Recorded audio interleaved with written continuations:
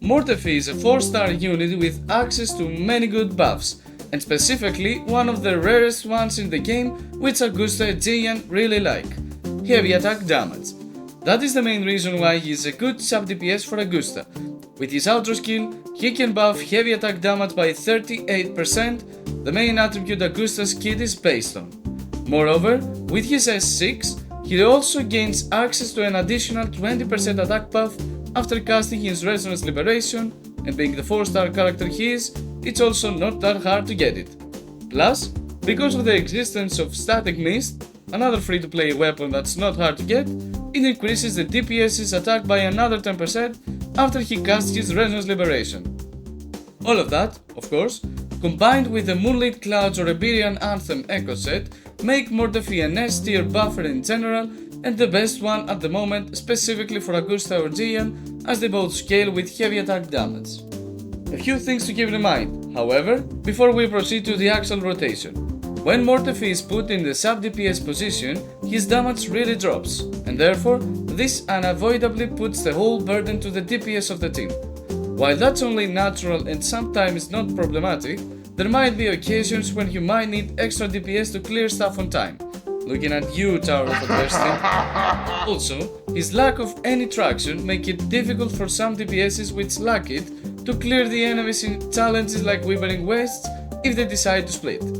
Gian had his own grouping capability, so that negative was countered by him, but the same case cannot be said for Augusta, even though her AoE damage is quite enormous when she casts her Resonance Liberation skill. What do you say? Shall we move to the team demonstration? I'll be using Augusta and Mortefi with Verina, so I can also showcase their potential in as much as a free-to-play way as possible. Just one important note before that: especially in Tower of Adversity, first make sure that Augusta starts off the battle with her Majesty stack as she should be, after staying out of combat for 4 seconds and thus proccing her enhancer skill. There have been occasions in which I started a fight and I didn't have that one Majesty stack, which made her first rotation really slow. Aside from that, I usually start off the fight with Augusta's Resonance skill and enhanced heavy attack and swap cancelling her Echo skill to Verina, just for a tiny bit of damage. With Verina, cast 3 normal attacks at her Resonance skill, then jump and do 3 more attacks, Resonance Liberation, and lastly follow C Echo and swap to Mortefi. Since his intro skill fills half of his forte, cast Resonance skill followed by enhanced Resonance skill first to gain Concerto energy. Then, go with a few normal attacks and dodging wherever possible till his Concerto bar is a little bit after its 3rd quarter part. Then, cast Resonance Liberation so Augusta can make use of Mortefi's coordinate attacks, cast his Echo skill and swap to Augusta. With her, start off with Resonance Liberation to gain Ascendancy, cast Resonance skill followed by enhanced heavy attack to fill it up, and then her enhanced Resonance skill to gain the 2nd Majesty stack. Upon landing, cast Augusta's enhanced Resonance Liberation and must press her normal attacks till her Broadblade forte bar is full to cast her enhanced Resonance Liberation skill. As a final touch, I fill up her forte so I can cast 1 more enhanced heavy attack and swap cancel her Echo skill again to Verina so Augusta can have a little bit more Ascendancy next time around and of course push a little more damage. Finally, repeat the whole process again till your enemy is defeated. A brief moment of your time if you like. I've just built my first coffee profile as a creator. If this video helped you in any way, feel free to pop there and support me if you wish so, and of course, in case you need additional tips for building your characters and your roster, you can also check out the services I can provide you with. Following up, I'll show you a complete showcase in normal speed versus the 2nd floor in Tower of Adversity's Hazard Tower, so you can take a real taste of the combat for yourself.